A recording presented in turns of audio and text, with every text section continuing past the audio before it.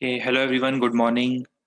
Last turn पर हम लोग बात कर रहे थे concept of heat energy generated inside capacitor while charging. हमने देखा था कि जब बैटरी से कनेक्ट करते हैं, और बहुत बेसिक सर्किट देखा था हमने ये वाला, right.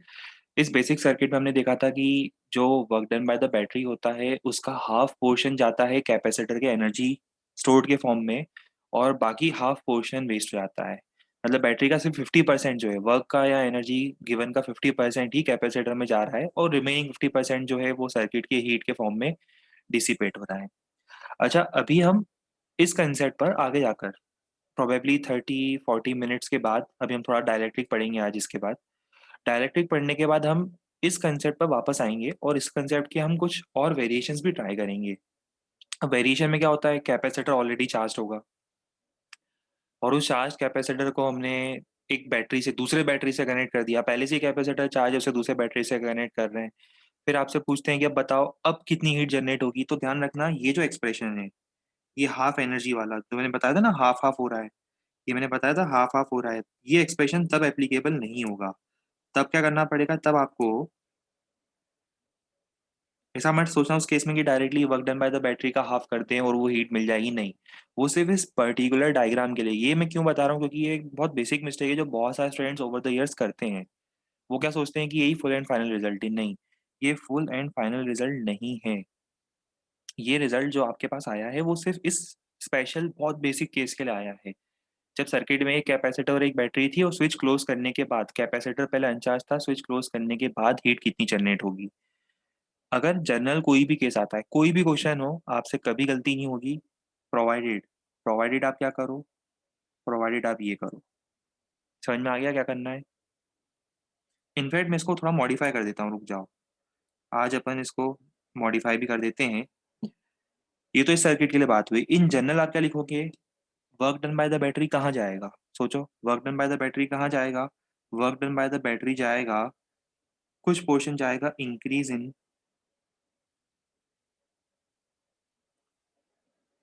Potential energy of the circuit. अब सर्किट की पोटेंशियल एनर्जी मतलब कैपेसिटर्स जो भी होंगे उस सर्किट के अंदर, उनकी पोटेंशियल एनर्जी इंक्रीज करने में, और रिमेनिंग जाएगा हीट जनरेटेड में। अगर आपको इसको फॉर्मूला वाइज लिखना हो तो फॉर्मूला वाइज आप क्या लिखोगे, फॉर्मूला वाइज आप लिखोगे work done by battery is equal to. देखो ये सब चीजें कितनी सिंपल है। वैसे अगर आपको थोड़ा सा भी कॉम्प्लिकेटेड लग रहा हो, मैं एक चीज बता दूं, ये सब कुछ बहुत सिंपल है। आप कुछ नहीं कर रहे हो, आप एक तरह से एनर्जी कंजर्वेशन लिख रहे हो। वही फर्स्ट लॉ ऑफ थर्मोडायनेमिक्स जैसा एक्सप्रेशन है, यूनिवर्सल लॉ है। चाहे वो करंट इलेक्ट्रिसिटी हो, चाहे थर्मोडायनेमिक्स हो, चाहे मैकेनिक्स हो, वो बस अपना फॉर्मेट चेंज करके हर बार आपको सेम यूनिवर्सल लॉ फॉलो होता हुआ दिखेगा। यही खास बात है फिजिक्स की। सेम यूनिवर्सल लॉ हर बार हर जगह एप्लीकेबल होगा। तो ये फॉर्मूला अब इन जनरल होगा। ये इन जनरल है, हर सर्किट के लिए एप्लीकेबल है। अभी अपन क्वेश्चन करेंगे बाद में, 40-45 मिनट बाद। हर क्वेश्चन में लगा दो, कोई दिक्कत नहीं होगी। तो इसको भी हाईलाइट कर दो।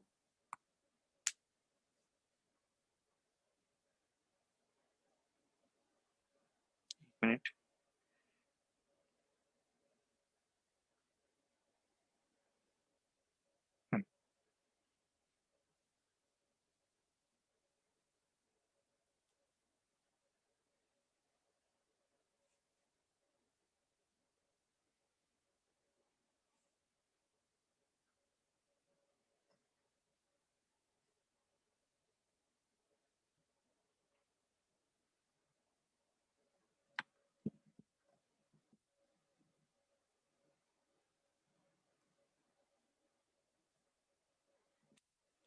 चलो, अब इसी बेसिस पर हम कुछ क्वेश्चंस ट्राई करेंगे। कुछ मतलब एक ही क्वेश्चन अभी ट्राई करेंगे, बाकी क्वेश्चंस बाद में करवाएंगे थोड़ी देर बाद।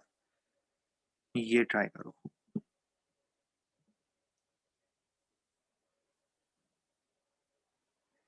पीछे फॉर्मूले रेफर मत करना। देखो आपको कितना याद रहता है, कितना रिटेन कर पाते हो, क्योंकि बेसिक कंसेप्ट है। तो बेसिक कंसेप्ट में कुछ खास याद रखना था नहीं, तो इसलिए पीछे फॉर्मूले मत देखना। खुद से ट्राई करो, इजीली लिख लोगे सॉल्यूशन इसका। कौन से फॉर्मूले लगने चाहिए, सब कुछ खुद से डिसाइड करना है।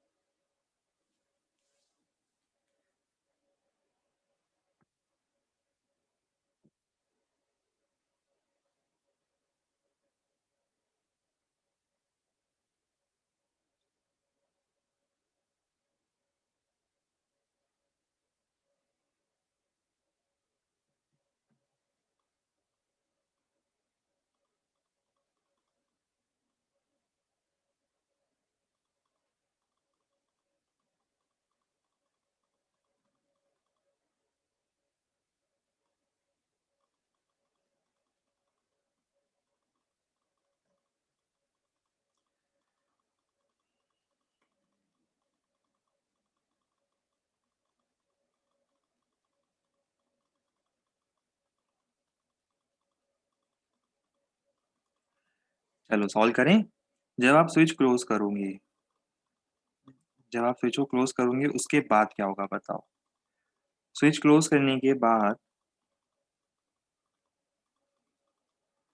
सबसे पहले बात करते हैं energy stored in the capacitor, half C V square. Energy stored in the capacitor हो जाएगा हाफ सी वी स्क्वायर। सबसे बेसिक एक्सप्रेशन में मुझे ये दिख रहा है ना, half C into V square. ध्यान रहिए माइक्रो जूल में आएगा क्योंकि ये माइक्रो फेराड है। कितना हो जाएगा ये 100। What is the work done by battery. वैसे आपको पता है वर्क डन बाय बैटरी इस केस में कितना होगा, आपको इस केस में डायरेक्ट आंसर पता है, इस केस में वर्क डन बाय बैटरी कितना होगा 200। पर मान लो आपको नहीं पता होता तो आप क्या करते, work done by the battery निकालने के लिए पहले आप निकालते कि चार्ज कितना फ्लो करेगा।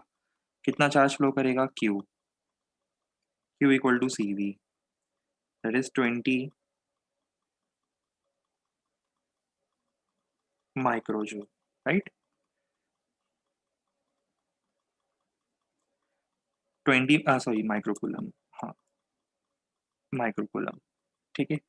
फ्लो फ्लो में माइक्रोजूल लिख दिया, वो माइक्रोकूलम हो जाएगा C into V, C into V, C into V, ये हो जाएगा 20 माइक्रोकूलम। अच्छा अब इसके बाद work done by the battery में हम क्या करेंगे, work done by the battery में हम लिखेंगे work done by battery is equal to Q charge into V, V या ई एक ही बात है बैटरी के लिए ना, ई लिखना ज्यादा बेटर है। Work done by the battery होगा क्यू इंटू ई, क्यू है 20, ई है 10, और एज पर अवर एक्सपेक्टेशन ये आ रहा है 200 माइक्रोजूल। मतलब कैपेसिटर में जितनी एनर्जी स्टोर हो रही है उसका डबल बैटरी को काम करना पड़ रहा है इस सर्किट के लिए। तो उसका मतलब जो लॉस आएगा, 200 का काम हुआ उसमें से 100 ही गया, तो बचा हुआ 100 क्या हुआ, वो गया होगा हीट में। तो सी पार्ट होगा ऑप्शन बी, या part B minus part A is answer of part C, that is remaining 100 microjoule. 50-50 हुआ, 50 गया कैपेसिटर में, 50% गया कैपेसिटर में, 50 गया हीट में। ये मैक्सिमम आप इतना एक्सपेक्ट कर सकते हो, कभी न्यूमेरिकल आते हैं बोर्ड एग्जाम में तो उनके हिसाब से ये न्यूमेरिकल इस टाइप के आते हैं, ठीक है। वो बेचारे डिसेंट लेवल के न्यूमेरिकल पूछते हैं, इस टाइप का कोई न्यूमेरिकल आप एक्सपेक्ट कर सकते हो।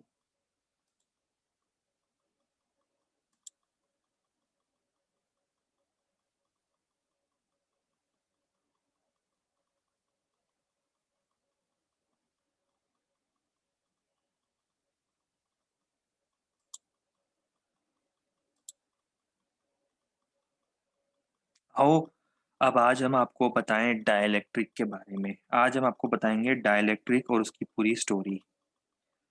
तो अभी थोड़ी देर के लिए क्या करना है, कुछ नहीं करना है, थोड़ी देर के लिए सारी चीजें देखते चलो, सीखते चलो, समझते चलो, याद करते चलो, ठीक है।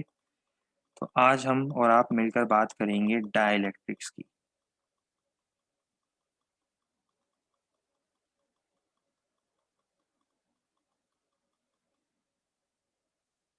क्या ये नाम सुना सुना लग रहा है, डाइलेक्ट्रिक कांस्टेंट, कांस्टेंटों का कांस्टेंट, डाइलेक्ट्रिक कांस्टेंट, सबसे ज्यादा इंपॉर्टेंट टाइप का कांस्टेंट, कैपिटल के, हाँ कैपिटल के बिल्कुल। तो सवाल ये उठता है सबसे पहले कि डाइलेक्ट्रिक क्या होता है। तो फिजिक्स में डाइलेक्ट्रिक का मीनिंग क्या होता है पहले वो बताते हैं आपको। डाइलेक्ट्रिक का बेसिक मीनिंग होता है एक तरह से इंसुलेटिंग मटेरियल, समझ लो जो भी इंसुलेटिंग मटेरियल होगा ना उसको हम फिजिक्स में डाइलेक्ट्रिक बोलेंगे अब से। मतलब फिजिक्स में बेसिकली डाइलेक्ट्रिक का मीनिंग क्या होता है, डाइलेक्ट्रिक मीन्स एन इंसुलेटर।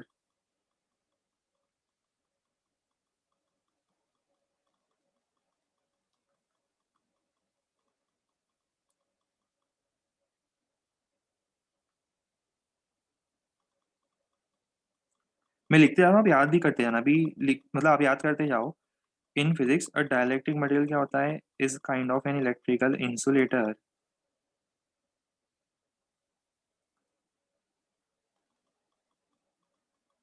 एक तरह से इलेक्ट्रिकल इंसुलेटर है, जिसकी खास बात क्या होती है, that can be polarised, that can be polarise. अब ये पोलराइज क्या होता है, कैसे होता है, वो भी हम सीखेंगे, आपको समझाएंगे। That can be polarised by an applied electric field.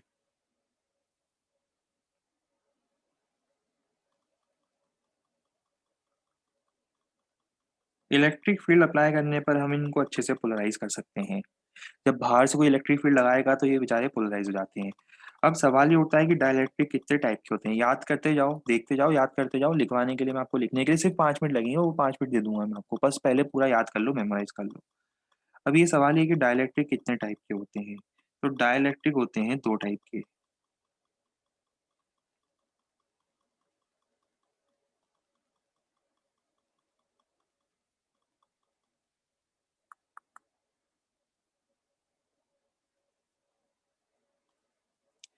सबसे पहला होता है पोलर डाइलेक्ट्रिक, जिनको हम बोलते हैं पोलर डाइलेक्ट्रिक।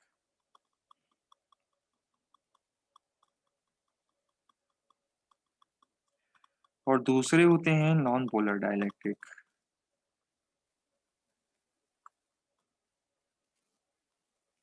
हालांकि एक, वैसे कोई पूछता नहीं है डायलेक्ट्रिक के टाइप्स, बट हाँ एक बार कंसेप्ट थोड़ा सा पता हो डीप लेवल पर तो अपने लिए अच्छा रहता है। और याद करना कोई ज़्यादा डिफिकल्ट है नहीं। अब अगेन माइंड में क्वेश्चन है कि पोलर और नॉन पोलर क्या है। देखो,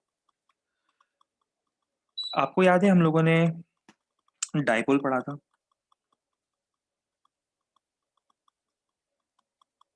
अरे वाह, आप लोगों ने केमिस्ट्री पढ़ लिया है क्या? अरे वाह, इससे ज़्यादा खुशी की बात किसी फिजिक्स वाले टीचर के लिए, किसी फिजिक्स वाले टीचर की लाइफ में इससे ज़्यादा खुशी की बात क्या हो सकती है। जब 11 में थर्मो पढ़ाते हैं और जब स्टूडेंट्स बोलते हैं कि सर ये तो हमने केमिस्ट्री में पढ़ लिया है, तो बिल्कुल खुशी जो होती है ना वो 7वें आसमान पर होती है। और वैसे ही 12th में जब हम मॉडर्न फिजिक्स पढ़ाएंगे, तब जब स्टूडेंट्स बोलते हैं कि सर ये तो हमने 11th क्लास में ही हमें केमिस्ट्री वाले सर ने एटॉमिक स्ट्रक्चर में पढ़ा दिया था, मतलब क्या बताएं कि इतनी खुशी होती है तब सुनकर। फिर भी एक बार हमारा फर्ज बनता है, हम एक बार आपको बेसिक लेवल पे फिर से बता देते हैं। ठीक है, देखो पोलर मतलब आप ऐसा समझ लो जिनके अंदर पहले से ही जिनके अंदर डाइपोल प्रेजेंट होता है। आपको याद है हमने डाइपोल मोमेंट में पढ़ाया था, कुछ मॉलिक्यूल्स बाय डिफॉल्ट पहले से ही बेचारों के पास डाइपोल होता है, जैसे H2O, हाइड्रोजन के लिए H2O के लिए बताया था। H2O के अंदर पहले से ही partial positive partial negative charge होते हैं, तो उसके पास क्या होता है, एक पहले से ही वो होता है, डाइपोल होता है। ठीक है, बस होता क्या है, जब आप बात करते हो नॉर्मली रूम टेम्परेचर वगैरह की बात करते हो, तो वो सब क्या होता है, सब के सब जो मॉलिक्यूल्स होते हैं वो सब रैंडमली ओरिएंटेड होते हैं। जैसे कहने का मतलब क्या होगा, पोलर की भी बात करोगे ना, they already have some dipole moment present, even in the absence of electric field they already have some dipole moment present, but problem क्या आती है उनके साथ, प्रॉब्लम ये आती है कि वो जो डाइपोल मोमेंट प्रेजेंट होता है, मैं डायग्राम बना देता हूँ एक बार। उनके अंदर जो डाइपोल मोमेंट प्रेजेंट होता है वो रैंडमली ओरिएंटेड होता है। अब रैंडमली ओरिएंटेड होने का मतलब, मीनिंग ये होगा, ये देखो, ये मॉलिक्यूल है H2O का, और इसके अंदर जो डाइपोल है, पास वाले के पास जो डाइपोल है, सबके डाइपोल की आप डायरेक्शन देखो कैसी है। They all have some random direction, मतलब they are not at all oriented in same direction, सबकी डायरेक्शन जो है वो सब अलग अलग है, रैंडम डायरेक्शन है। ठीक है, दूसरे होते हैं नॉन पोलर, जिनका एग्जांपल मुझे शायद जितना याद है, बेंजीन वेंजीन हुआ करते थे। आप लोग खुद ही बताओ, आप लोग तो केमिस्ट्री वेमिस्ट्री के ज्ञाता हो, है ना, नॉलेजेबल पर्सन हो आप लोग तो जरा बताओ नॉन पोलर के एग्जांपल। हेक्सेन, अच्छा, CCl4, ऐसा आप लोग बता रहे हो, मुझे नहीं पता।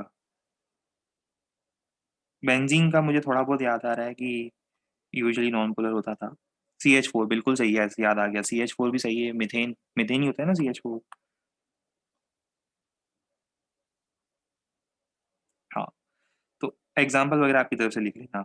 नॉन पोलर में क्या होता है, यूजुअली उनके अंदर वैसे तो नॉर्मली पोलैरिटी होती नहीं, बट हाँ अगर हम फील्ड लगा दें तो क्या होता है, फील्ड लगाने पर उसके अपोजिट डायरेक्शन में उनके अंदर पार्शियल पॉजिटिव और पार्शियल नेगेटिव चार्जेस आने शुरू हो जाते हैं, वो पोलराइज हो सकते हैं। तो अगर मैं नॉन पोलर को भी फील्ड में रख दूं, नॉन पोलर को भी अगर मैं फील्ड में रख दूं तो क्या होगा, नॉन पोलर को भी फील्ड में रखने पर उसके अंदर पार्शियल पॉजिटिव और partial negative charges, partial positive और पार्शियल नेगेटिव चार्जेस जो है वो पोलराइज होना स्टार्ट हो जाएगा। ठीक है, वो होता है नॉन पोलर। बट हालांकि हमारा इतना कोई कंसर्न है ही नहीं, पोलर नॉन पोलर हमारे लिए एक जैसे ही होंगे। जब हम अभी पढ़ेंगे आपको समझ में आएगा, पोलर नॉन पोलर में कुछ फर्क हमें दिखेगा नहीं, हमारे लिए एक जैसे होंगे लगभग लगभग। ठीक है, चलो ये तो एक बेसिक लेवल पे क्लासिफिकेशन हो गया, रहने देते हैं उसको, है ना। पोलर नॉन पोलर का क्लासिफिकेशन हो गया कि पोलर नॉन पोलर का बेसिक मीनिंग क्या होता है। अब स्टोरी को थोड़ा और आगे बढ़ाते हैं। अब आगे क्या है स्टोरी में, आगे स्टोरी में बात ये है।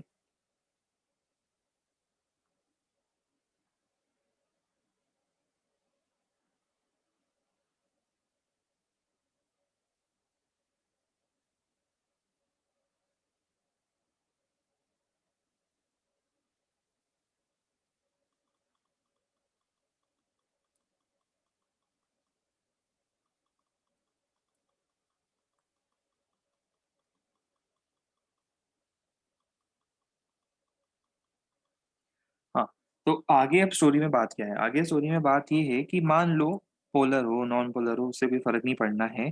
मान लो हमने इस टाइप के किसी पोलर या नॉन पोलर को हमने एक्सटर्नल फील्ड में रख दिया।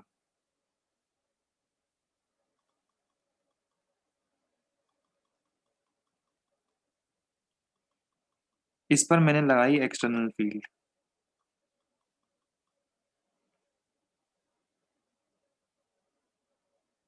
बताओ क्या होगा। जैसे ही मैं एक्सटर्नल फील्ड लगाऊंगा पोलराइज होगा, और अल्टीमेटली पोलराइज होने के बाद पार्शियल पॉजिटिव और पार्शियल नेगेटिव चार्जेस जो हैं, इफेक्टिवली पार्शियल पॉजिटिव और partial negative charges plus QP और माइनस क्यूपी यहाँ आना स्टार्ट हो जाएंगे। पार्शियल पॉजिटिव को डायग्राम में बनाना थोड़ा सा डिफिकल्ट हो जाता है, सारी डिटेलिंग होती है फिजिक्स में। पार्शियल पॉजिटिव और पार्शियल नेगेटिव चार्जेस जो हैं वो डेवलप होना शुरू हो रहे हैं। उसी को मैं प्लस क्यूपी माइनस क्यूपी से रिप्रेजेंट कर रहा हूँ, और इसके कारण क्या होगा, इसके कारण ये जो प्लस क्यूपी माइनस क्यूपी ना, ये खुद अपनी फील्ड बनाने लग जाएगा। ये खुद अपनी फील्ड बनाएगा। ये देखो, इसको मैं लिख रहा हूँ ई पी। पी मतलब वो जो पोलराइजेशन के कारण चार्जेस आए हैं, उन चार्जेस के कारण फील्ड को मैं लिख रहा हूँ ई पी। समझ में आ रहा है कुछ, बाहर आपने फील्ड लगाई, इमेजिन करो, है इंसुलेटिंग मटेरियल जैसा है ये। इंसुलेटिंग इंसुलेटिंग मतलब नॉन कंडक्टिंग मटेरियल है। इसको आपने रखा है इलेक्ट्रिक फील्ड में। जैसे ही इलेक्ट्रिक फील्ड में रखोगे तो जिस डायरेक्शन में इलेक्ट्रिक फील्ड है उस साइड क्या होगा, पार्शियल पॉजिटिव, उसके अपोजिट पार्शियल नेगेटिव चार्जेस के कारण ये पोलराइजेशन हो जाएगा इसका, और ये इतने चार्जेस आ जाएंगे उसमें। इसके बाद क्या होगा, खुद अपनी फील्ड बना रहा है, एक्सटर्नल फील्ड के अगेंस्ट ये खुद अपनी फील्ड बना रहा है।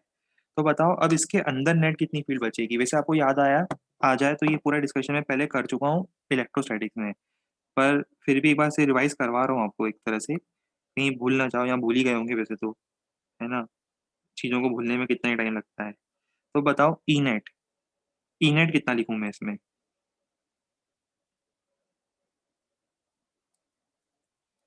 ये लिख देते हैं, जगह बचाते हैं थोड़ी सी। ई नेट को मैं ऐसा लिख सकता हूँ, ई माइनस ई पी। अंदर कितना फील्ड बचेगा, नेट फील्ड बचेगा जो एक्सटर्नल फील्ड लगा रहे हो उसमें से ये थोड़ा सा कैंसिल करना चाह रहा है, एक खुद की फील्ड बना के कैंसिल करना चाह रहा है, बची हुई फील्ड जो होगी वो ई नेट इनसाइड होगी। अब यहाँ से मैं डिफाइन करूंगा के को, के मतलब डाइलेक्ट्रिक कांस्टेंट, कांस्टेंट होगा कांस्टेंट, डाइलेक्ट्रिक कांस्टेंट। के को कैसे डिफाइन करते थे आप, external field divided by E net मतलब ई इनसाइड, या ऐसा बोल सकते हो ई applied.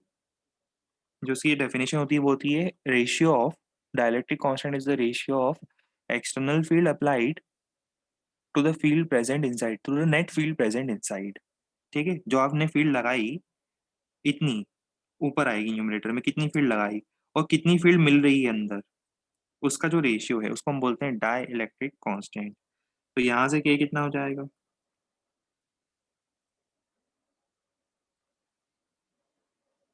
E minus E P.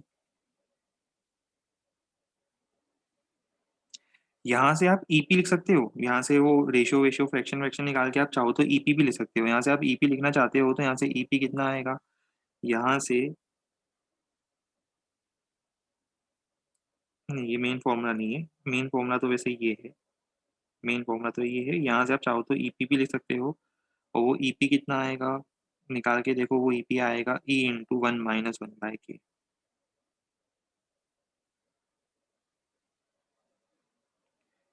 ये है फील्ड ड्यू टू चार्जेस, वो जो क्यूपी और माइनस क्यूपी आए ना, उनके कारण ये फील्ड आई है। ठीक है, यहाँ तक की स्टोरी में तो कोई डाउट नहीं आया होगा। लग रहा है कि जगह कम पड़ेगी अपने को, चल कोशिश करते हैं इतने में एडजस्ट करने की। अब देखो, अब हम आते हैं अपने कैपेसिटर वाले केस पर।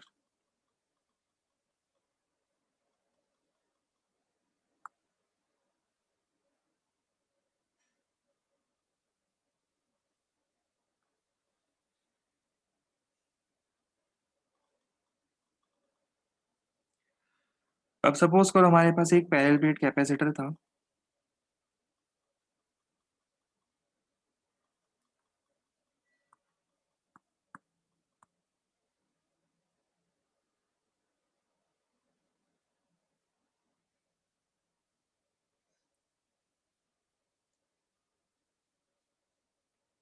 ये रहा हमारा पैरेलल प्लेट कैपेसिटर।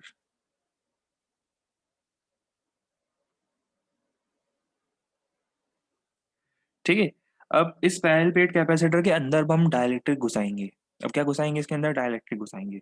अच्छा खासा बेचारा कैपेसिटर था, पैरेलल प्लेट कैपेसिटर था। अब हमने क्या करा, अब लाइफ में हमने कुछ नया ट्राई करा। अब हमने लाइफ में नया क्या ट्राई करा, नया ये ट्राई करा कि इस पैरेलल प्लेट कैपेसिटर के अंदर हमने डाइलेक्ट्रिक मटेरियल को इंसर्ट कर दिया। डाइलेक्ट्रिक स्लैब बोलते हैं इसको, डाइलेक्ट्रिक मतलब नॉन कंडक्टिंग। अब मैं आपको बताऊंगा आगे जाकर रीजन कि ऐसा करने से हमें क्या मजा आता है, ऐसा क्यों करते हैं, इसका फायदा क्या होता है। कैपेसिटर में हम डायरेक्टली डाल के क्यों पढ़ रहे हैं, बिना डायरेक्टरी के तो पढ़ ही चुके थे। तो इससे क्या मजे आते हैं वो भी हम आपको बताएंगे, बट उससे पहले डाल दो इसके अंदर डाइलेक्ट्रिक स्लैब को। तो कैपेसिटर की प्लेट से बीच में हमने इंट्रोड्यूस कर दिया डाई इलेक्ट्रिक स्लैब, ये डाल दिया। अब क्या हुआ, देखो पहले से यहाँ पे कुछ पॉजिटिव नेगेटिव चार्जेस प्रेजेंट थे। ये जो पॉजिटिव नेगेटिव चार्जेस मैं बना रहा हूँ ये कैपेसिटर की प्लेट्स पर है ना। याद है कैपेसिटर की एक प्लेट पर पॉजिटिव चार्ज आता है, दूसरे प्लेट पर नेगेटिव चार्ज होता है।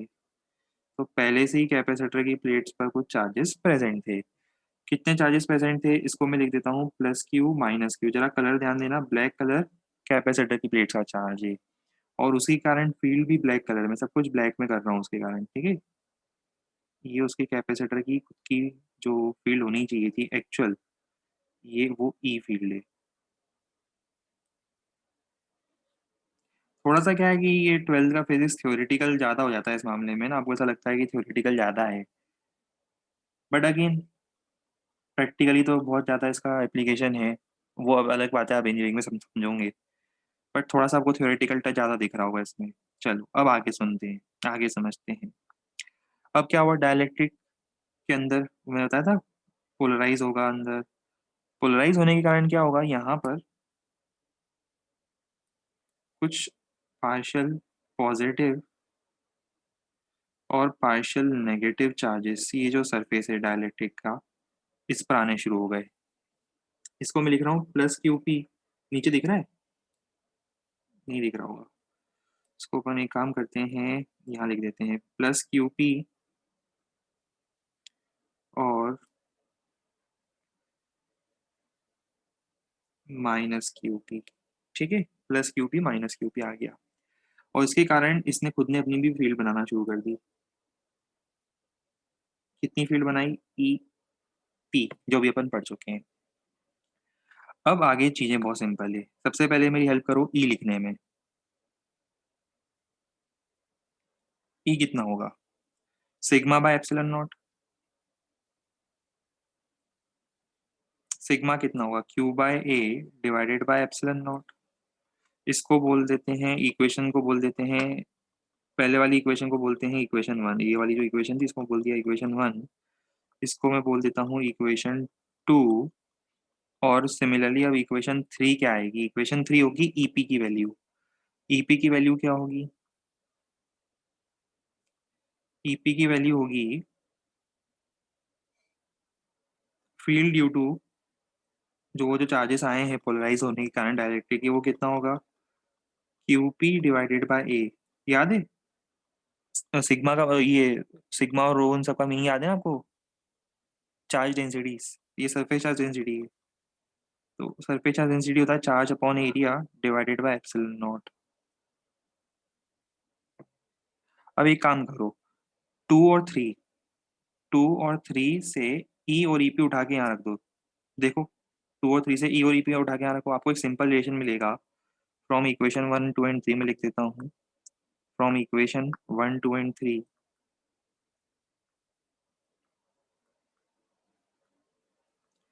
जैसे आप ये सब वैल्यूज उठा कर यहाँ रखोगे आपको क्या मिलेगा? क्यूपी मिल जाएगा। क्यूपी हो जाएगा क्यू 1 - 1/k। ये जेई मेंस एडवांस में पूछ लेते हैं या पूछ सकते हैं कि जो डायइलेक्ट्रिक पोलराइज हुआ है उसके सिर्फ सरफेसेस हैं, लेफ्ट और राइट सरफेस, उस पे चार्जेस क्या आए हैं। अच्छा, इनको अगर मैं एरिया से डिवाइड कर दूं तो क्या मिलेगा मुझे? इनको अगर मैं एरिया से डिवाइड कर दूं तो क्या होगा? Dividing by area, LHS and RHS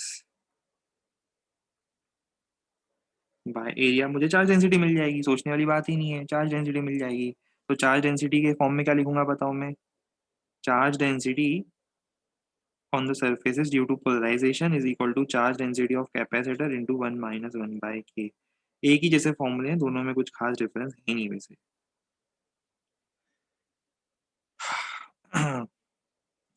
वैसे अभी कुछ और भी बताना है आप लोगों को, पर एक काम करो, पहले इतना ही लिख लो, फिर हम आगे बढ़ाएंगे उस चीज को।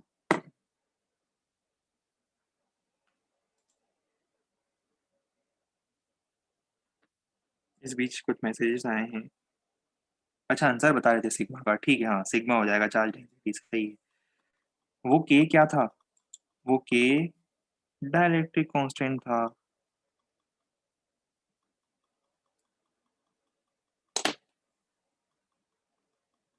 याद है वो बताया था मैंने, वन फॉर एयर और वैक्यूम, और इन्फिनिटी फॉर कंडक्टिंग मेटल्स, और otherwise it lies between 1 to infinity।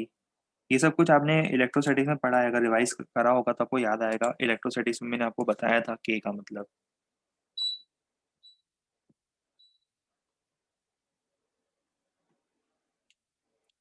अब अच्छे बच्चों की तरह बिना मुझे परेशान करे लिखना शुरू कर दो।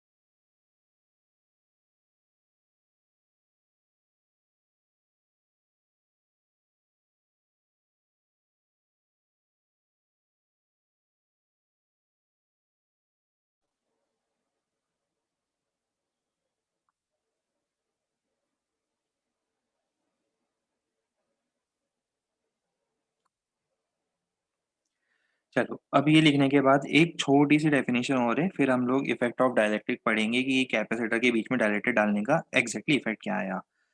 छोटा-सा ही टर्म है, इसको हम बोलते हैं पोलराइज़ेशन वेक्टर। यहीं फँसा देते हैं इसको भी।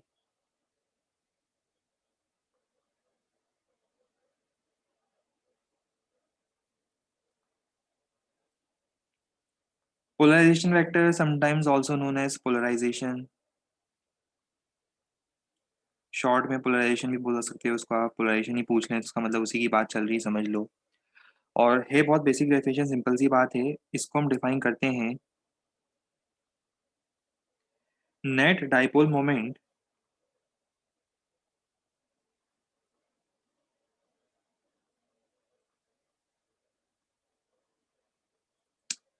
Per unit volume. ज़्यादा सोचने वाली बात ही नहीं है, सिंपल बात है कि इसको हम डिफाइन कैसे करेंगे। तो जब आपने किसी डाइलेक्ट्रिक को डाला, फील्ड के अंदर डाल दिया डाइलेक्ट्रिक को, तो उसके अंदर आपने देखा अभी वो पार्शियल पॉजिटिव और नेगेटिव चार्जेस आ गए, वो पोलराइज हो गया, पोलराइज होना स्टार्ट हो गया, राइट?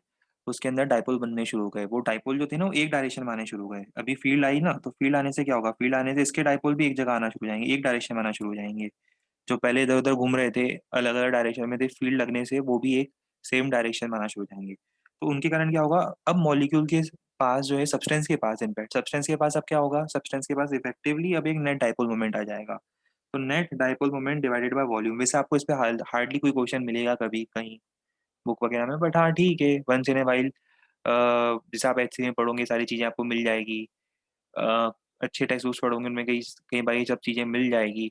और रेयरली कभी इन पे क्वेश्चन आ सकता है, तो पता होना चाहिए, सब टर्म्स अपने को एक बार पता होने चाहिए। तो net dipole moment divided by volume. अच्छा, अब मुझे बताओ कि यहाँ पर नेट डाइपोल मोमेंट कितना आया। जैसे अभी अपन बात करते हैं, चलो अपन बात करते हैं इसी डायग्राम की, जो आपके लेफ्ट में दिख रहा है ये डायग्राम, इसी की डायग्राम की बात करता हूँ। तो मुझे बताओ इस पर्टिकुलर डाइलेक्ट्रिक के अंदर नेट डाइपोल मोमेंट कितना आएगा। देखो आपको पता है नेट डाइपोल मोमेंट कितना होगा, क्यूपी इंटू एल। सोचो, charge into distance plus QP minus QP के बीच में डिस्टेंस है एल, तो क्यूपी इंटू एल। उसके अंदर देखो, QP plus QP minus QP, dipole याद है, डाइपोल याद है, plus QP minus QP dipole moment याद है, positive charge into distance dipole moment. ठीक है, डिवाइडेड बाय वॉल्यूम बताओ, जल्दी से मुझे, बिना परेशान करे वॉल्यूम बता दो, एरिया इनटू लेंथ। एल से एल कैंसिल कर दो, आपको ये मिल जाएगा क्यूपी बाय ए। क्यूपी बाय ए को मैं क्या लिख सकता हूँ, चार्ज डेंसिटी सिग्मा पी। और सिग्मा पी तो अभी आपने 2 मिनट पहले ही फाइंड करा है, ये वही तो है। इसको हम पोलराइजेशन वेक्टर भी बोलते हैं। ठीक है, इसे नोट कर लो, फिर अब हम बात करेंगे इफेक्ट ऑफ डाइलेक्ट्रिक की।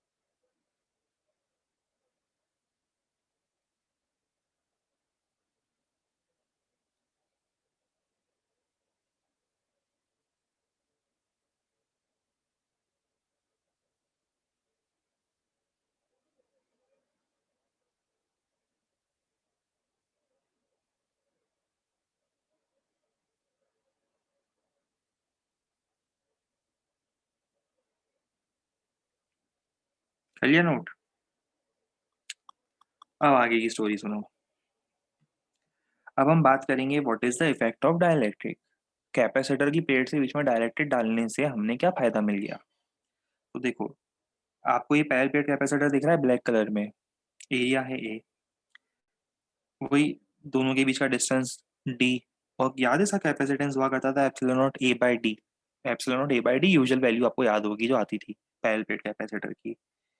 अब इसके अंदर देख रहे हो ग्रीन कलर में मैंने एक सुंदर सा बढ़िया सा डाइलेक्ट्रिक स्लैब डाल दिया जिसकी वैल्यू है के और जिसकी थिकनेस है टी। ठीक है, जिसकी वैल्यू है के और थिकनेस है टी। कितने डिस्टेंस पर डाला, मान लो यहां से एक्स डिस्टेंस पर डाला, टी थिकनेस का डायरेक्ट एक डिस्टेंस पर डाल दिया फर्स्ट प्लेट से। सेकंड प्लेट से डिस्टेंस बताओ।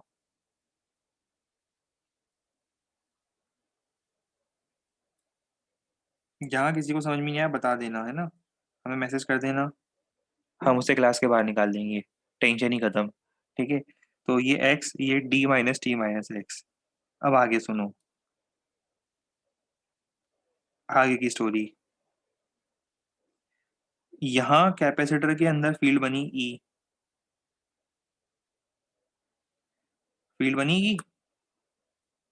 यहाँ पे भी खाली एरिया है, खाली एरिया मतलब एयर है ना, एयर है, वैक्यूम तो नहीं है, एयर मान लो। एयर वैक्यूम एक ही बात है, सिमिलर बात है ना हमारे लिए यहाँ पर अभी। यहाँ फील्ड बनी ई। ये बताओ यहाँ कितनी फील्ड बनेगी, जल्दी से मैसेज करके बता दो, मैं ही बता देता हूँ। ई बाय के। आप सोचोगे कैसे, ये देखो पढ़ो क्या लिखा है, ई नेट।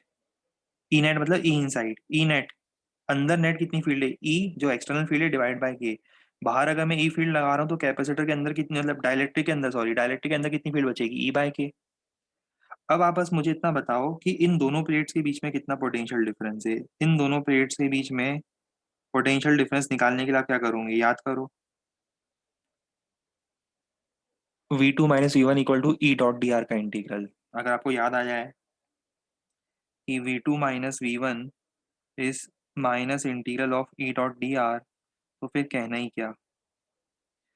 और V2 - V1 मतलब difference of charges between, difference sorry difference in voltage between the two plates, ये दोनों प्लेट्स के बीच में वोल्टेज डिफरेंस है। क्या मैं इसको डेल्टा भी लिख दूं या वी लिख दूं, वी। वी मतलब वही potential difference between the two plates, V is equal to, मेरी इसमें हेल्प करो, ये वाले टर्म में हेल्प करो, तो इसको मैं लिखूं ई इंटू ये वाला डिस्टेंस कितना है x, plus E by K into ये वाला डिस्टेंस कितना है टी। समझते जाना, हाँ बोलते जाना, E by K into T, plus E into ये वाला डिस्टेंस है D minus T minus X. तो वी आ गया, ई बाहर निकालो, T by K plus D minus T, D minus T plus T by K लिख देता हूँ, उसको अच्छे से लिख देता हूँ, D minus T plus T by K. याद भी करवा दूंगा आखिरी में आपको, पर अभी समझ लो कंसेप्ट। ये बताओ फील्ड कितनी होती है, फील्ड होती है sigma by epsilon naught, field होती है sigma by epsilon naught, where, ऐसे लिख देता हूँ चलो, where is sigma by epsilon naught and sigma is कितना, Q by A. So field कितनी होगी, Q by A epsilon naught. तो एक काम करो, ये जो फील्ड आई है इस फील्ड को उठा के यहाँ रख दो, तो क्या मिलेगा हमें, तो हमें मिलेगा V equal to Q by A epsilon naught D minus T plus T by K, Q equal to epsilon not A upon D minus T plus T by K times of V।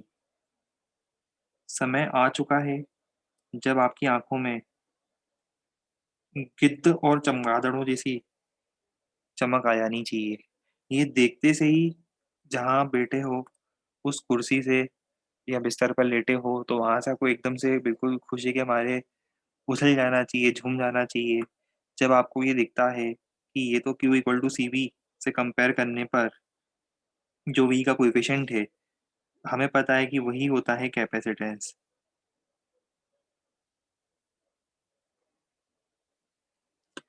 ये आ गया capacitance, epsilon not A upon D minus T plus T by K. अभी लिखने से पहले याद करो होना कितना चाहिए था, epsilon not A by D पहले जब पढ़ते थे। बस अब हुआ कुछ नहीं है, डी माइनस टी। अच्छा एक चीज देखो, टी क्या है, थिकनेस है। जैसे मान लो 20 सेंटीमीटर का डिस्टेंस है प्लेट्स के बीच में, सोचो दो प्लेट्स के बीच में 20 सेंटीमीटर का डिस्टेंस है, और 5 सेंटीमीटर थिकनेस का मैं स्लैब बना देता हूँ और डाल देता हूँ, तो बचा हुआ डिस्टेंस कितना होगा? 15 सेंटीमीटर होगा ना। कैसे? D minus T. तो डी माइनस टी क्या है? वो बचा हुआ डिस्टेंस है। ठीक है। और उसके बाद जितने में आपने डायरेक्टली स्लैब डाला वो टी था, तो उसको के से डिवाइड करना है। तो D minus T is the remaining distance जहाँ पे एयर है, प्लस टी जो डायरेक्टरी की थिकनेस है डिवाइडेड बाय के। ये आपको डिनोमिनेटर में याद रखना है, D minus T plus T by K. अच्छा, वैसे एक चीज और बता दूं? बता दे, रहने दे, रहने दे, बता ही देते हैं, चलो। देखो, ये एक्चुअली आपको डेरिवेशन करना तो ऐसे ही बोर्ड में है ना, बोर्ड एग्जाम में ये डेरिवेशन आता है कई बार, तो आपको करना ऐसा ही है। पर एक चीज और बताता हूँ, ये रिजल्ट आपको ऐसे भी मिल सकता था, सोचो आप। इसका एक रिजल्ट कहाँ लिखे हैं? यहाँ लिख देते हैं, चलो।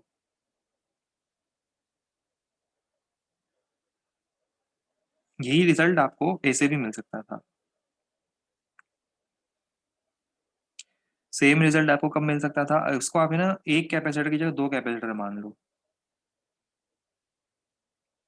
देखो, डायग्राम में आपको ऐसा दिया था।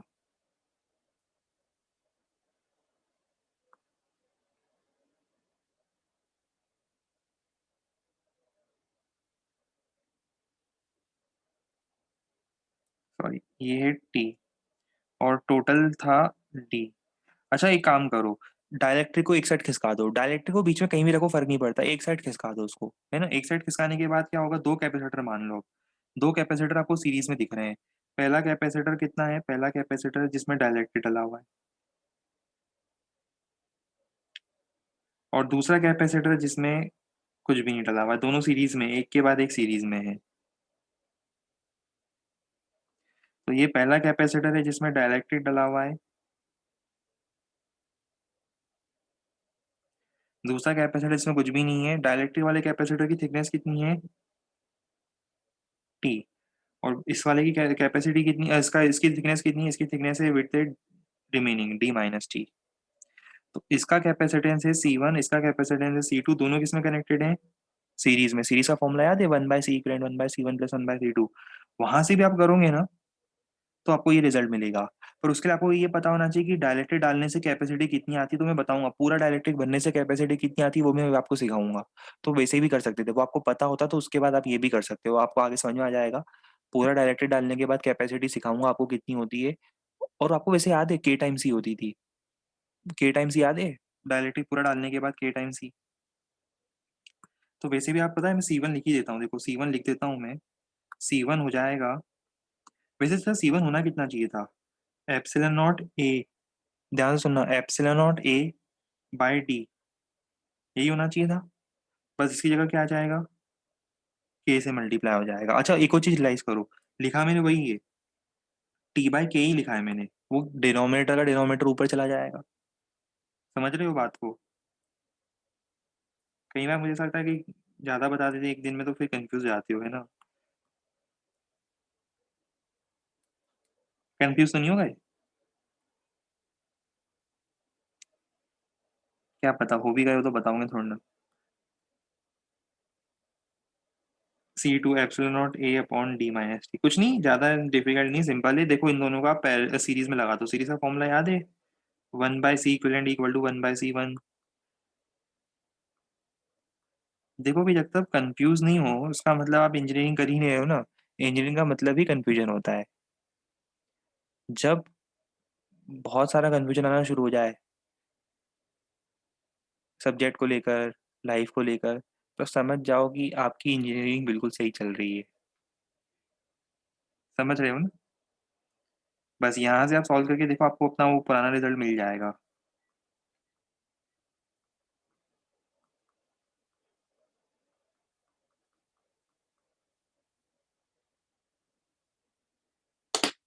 खुद करोगे तो समझ में आएगा। चलो, पहले इतना लिखो, फिर मैं आगे आपको सिखाता हूँ क्या होता है। अच्छा, सिखाई देता हूँ ना, एक लगे तो सिर्फ लिख लेना। अच्छा, similarly for more than one dielectric slab, अगर एक से ज्यादा डाइलेक्ट्रिक स्लैब डाले तो क्या करूंगा? हो सकता है मैंने एक नहीं, 4-5 डाइलेक्ट्रिक स्लैब डाले हों। फर्स्ट की थिकनेस T1 K1, सेकंड की थिकनेस T2 K2, थर्ड की थिकनेस T3 K3, तो क्या हो जाएगा? यही फॉर्मूला एक्सटेंड कर दिया, देखो, D minus T plus T by K. आ रहा है कुछ बात समझ में, आ रही है कुछ बात समझ में?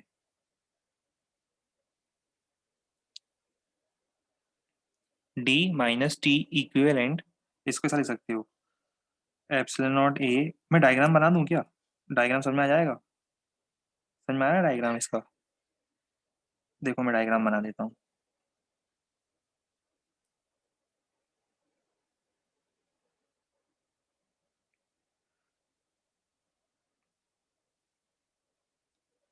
कैपेसिटर था, बीच बीच में आपने ना बहुत सारे स्लैब्स डालना शुरू कर दिए।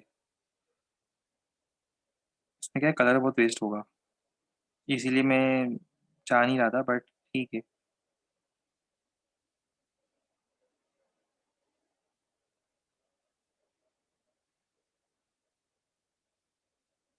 ये देखो ये पहला स्लैब। अरे कलर वेस्ट क्यों करना, रुको ना। हमारे पास तो वर्ल्ड क्लास टेक्नोलॉजी है। Copy, paste.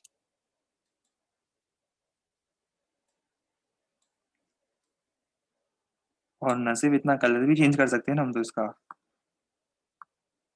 ये, अब मजा नहीं आया तो बताना।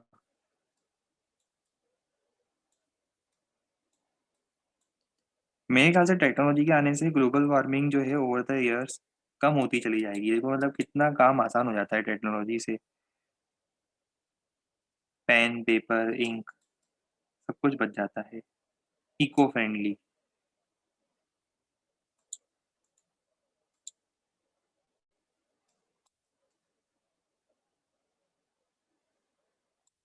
एक कलर और डालना है ना, कौन सा डालें? ये ट्राई करते हैं, ये अच्छा लगना चाहिए।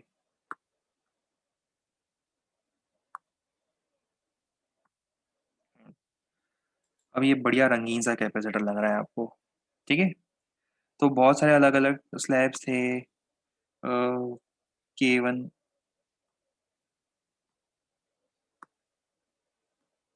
K1, K2, K3, K4, ऐसे करते करते Kn तक। ठीक है, एंड सो ऑन। थिकनेस थी T1, T2, T3, Tn, इस तरह से। तो कैपेसिटेंस कितना हो जाएगा इन सबका बताओ? Epsilon naught A upon D. D मतलब, डी याद रखना क्या है, बार बार परेशान मत करना मेरे को। D minus summation of T I plus summation of T I by के आई। समेशन में आपको पता है ना कहाँ से कहाँ तक करना है। मैं समेशन के लिए वो वैल्यूज लगा नहीं रहा हूँ। 1 से n तक लिख देता हूँ, 1 to n, I equal to 1 to n।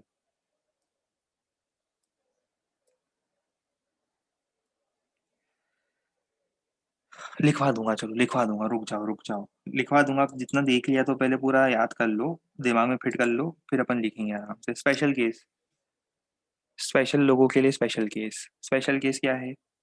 ये सिर्फ एक्सक्लूसिवली आपके लिए स्पेशल केस लाया हूँ मैं। कैपेसिटर को अगर मैं कंप्लीटली फिल कर दूं तो क्या हो जाएगा?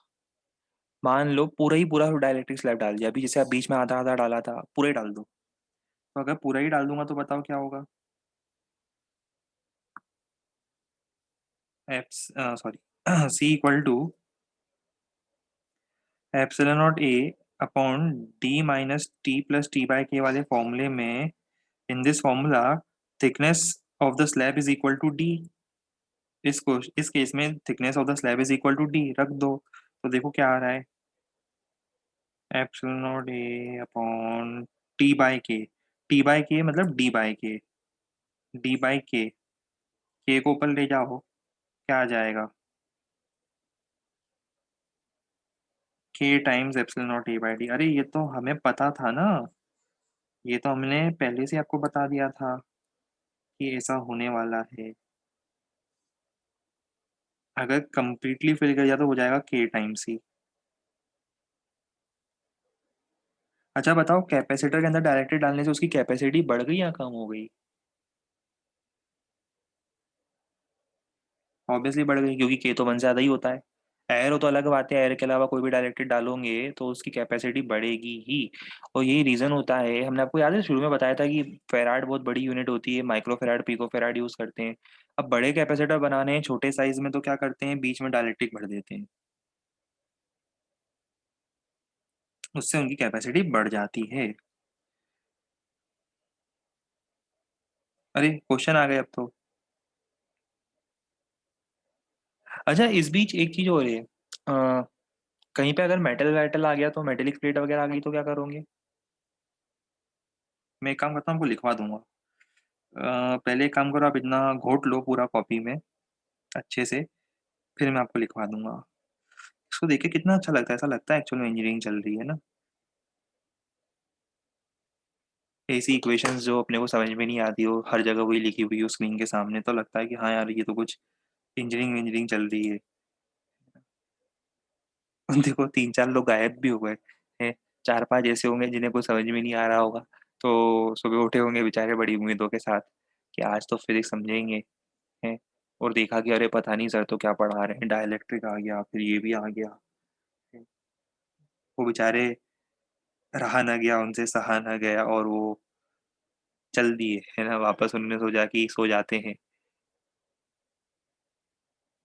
अरे एक और कम हो गया, इतनी देर में बेचारा एक और कम हो गया।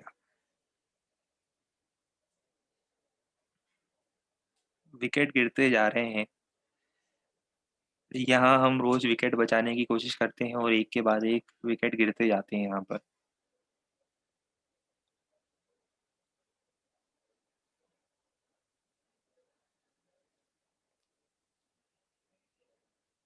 वैसे सबसे कम स्ट्रेंथ आती होगी फिजिक्स में, सुबह की पहली क्लास एक तो, ऊपर से फिजिक्स की क्लास, सबसे कम स्ट्रेंथ मुझे लगता है आती होगी फिजिक्स में।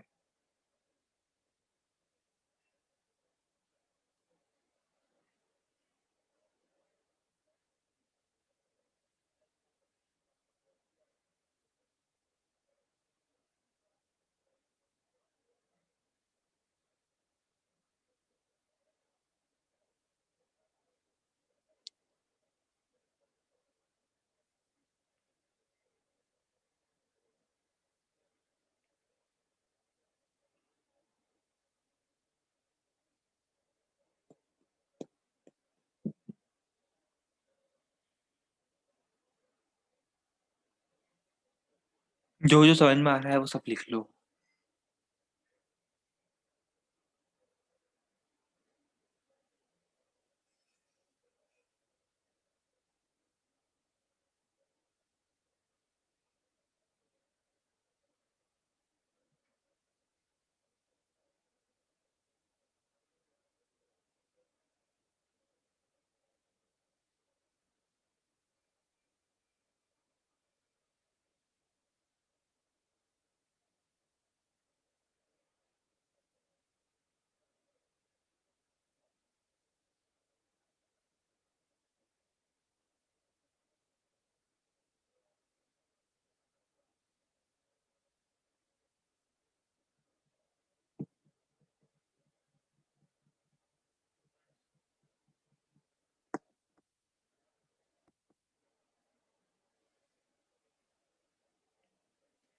नहीं नहीं, आज माइक नहीं खोलेंगे पगलू, आज माइक खोल देंगे तो गड़बड़ हो जाएगी ना, समझो ना। आज इतनी सारी चीजें पढ़ा दी है, आज माइक खोलना खतरे से खाली नहीं है, समझा करो बात को।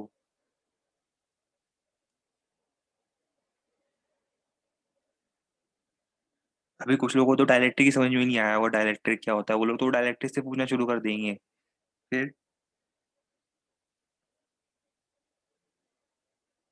कुछ तो बहाना देना पड़ेगा ना आज के लिए। अरे हाँ, देखो बहाना दे देते हैं आज, वो एक्चुअली क्या है, हमारा वो ईयर पीस ईयरफोन जो है ना, हेडफोन, वो खराब हो गया है। नहीं तो हम आपको अनम्यूट नहीं कर देते, सोचो। हमेशा कर सकते हैं क्या आपके साथ, बताओ। अब एक काम करो, आप लोग मुझे आईपॉड्स गिफ्ट कर दो। क्या बोलते हैं, एयरपॉड बोलते हैं, आईपॉड वो क्या बोलते हैं उसको, एयरपॉड या पता नहीं क्या ऐसा अजीब सा नाम रखते हैं वो लोग, एयरपॉड आईपॉड पता नहीं क्या रखते हैं। हाँ एयरपॉड, एयरपॉड हाँ हाँ। तो एयरपॉड गिफ्ट कर दो। उसके अंदर क्या है, आपकी साउंड बिल्कुल क्लियर आएगी मुझे।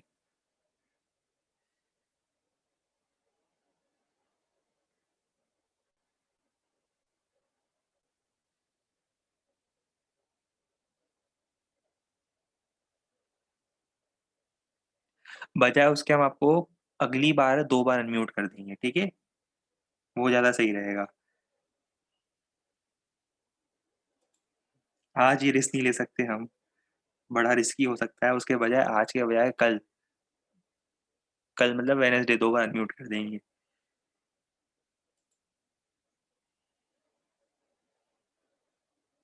आज का बैलेंस हम कल ट्रांसफ़र कर रहे हैं, ठीक है?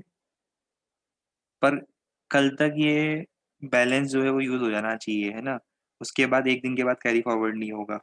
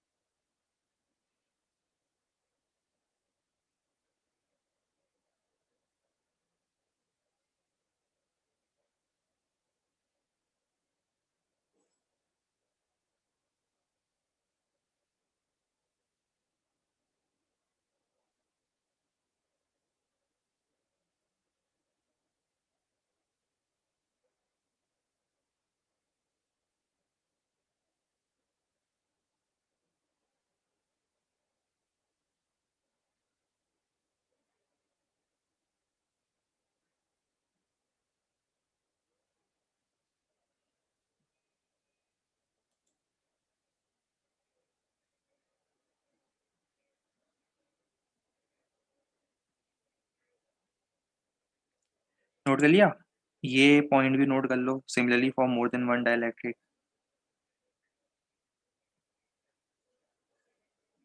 अच्छा ये मेथड 2 पहले नोट कर लेना, ये मेथड 2 है, देखो ये पूरा मेथड 2 चल रहा है ऐसा।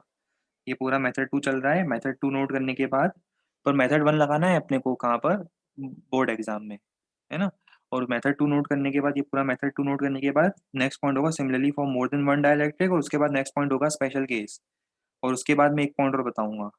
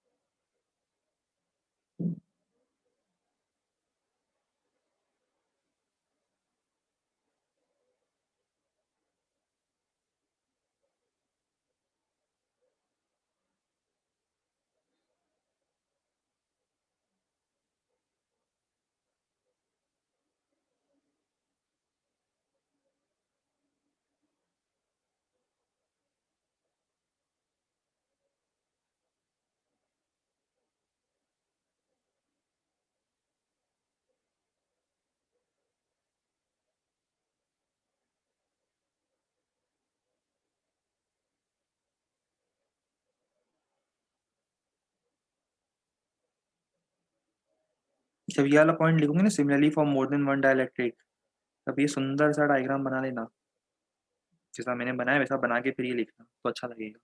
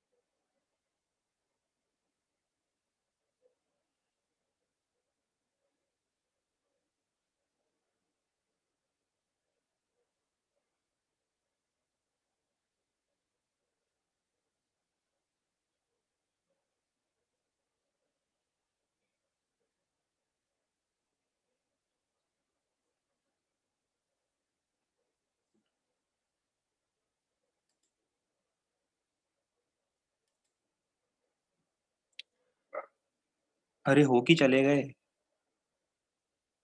लिख लिया क्या?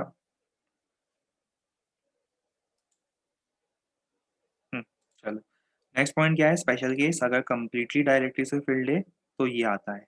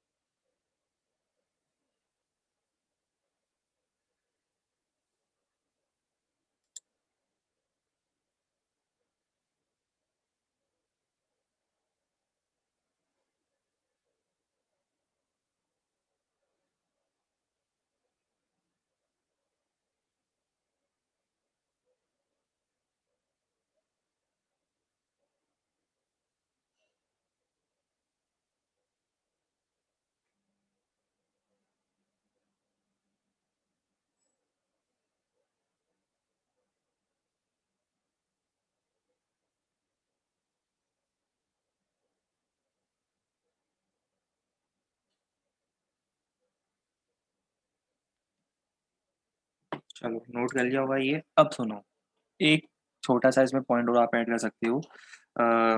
जैसे मान लो कि हमने यहाँ एक कोई मेटल प्लेट डाल दी होती। सपोज ये कैपेसिटर था और कैपेसिटर के अंदर हमने कोई मेटल प्लेट डाल दी। बना ही देते हैं इसको।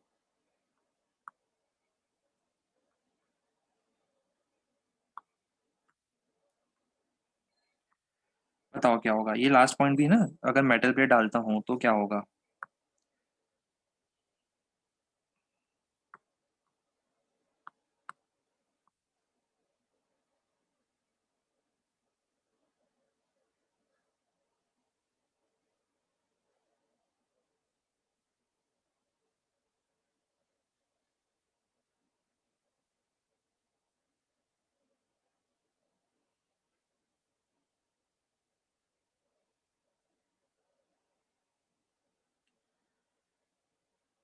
उतना जो डिस्टेंस है आपको उतना हमेशा के लिए कम करना है। क्यों करना है? देखो उसका रीजन। मान लो ये मेटल है, लिख देते हैं metal plate. Thickness of T, metal of thickness T is introduced. तो अब मैं इसका कैपेसिटेंस क्या लिखूंगा? Epsilon not A upon D minus T plus T by के।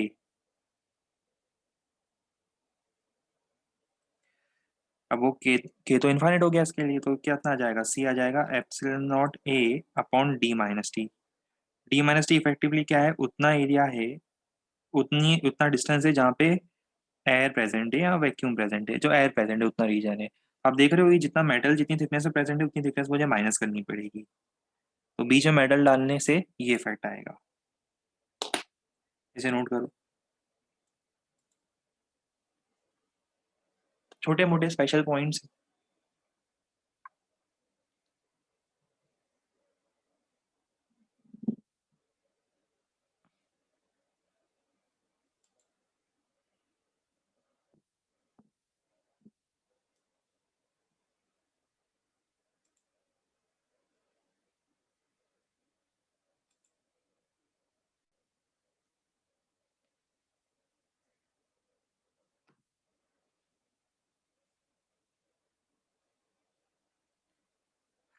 आज थ्योरी ज़्यादा हो गई। चलो आज आपको ज़्यादा परेशान नहीं करेंगे, यही रोक देंगे। मैं बता दूँ नेक्स्ट टर्म पर हम क्या करने वाले हैं। अभी डायलैक्ट्रिक थोड़ा सा बच गया है, मतलब एक क्लास का काम और बच गया, नहीं तो मैं आपको होमवर्क दे पाता, पर अभी वो डायलैक्ट्रिक वाला होमवर्क दे नहीं पाऊंगा, एक क्लास और रुकना है आपको। फिर डायलैक्ट्रिक का आपको होमवर्क दूंगा। तो नेक्स्ट टर्म पर हम डायलैक्ट्रिक के क्वेश्चंस करेंगे, हीटिंग इफेक्ट के क्वेश्चन करेंगे, मैं आपको बताया था हीटिंग इफेक्ट और डायलैक्ट्रिक क्वेश्चन करेंगे। और हीटिंग इफेक्ट और डायलैक्ट्रिक के क्वेश्चन करने के बाद उसके बाद फिर हम लोग स्टार्ट करेंगे आरसी सर्किट। तो मेरे ख्याल से 3 क्लासेस लगनी चाहिए हमें कैपेसिटर पूरा कंप्लीट करने में, इंक्लूडिंग आरसी सर्किट। चलो ठीक है, इसको आज यहाँ पॉज़ करते हैं, आगे कंटिन्यू करेंगे। Goodbye and take care.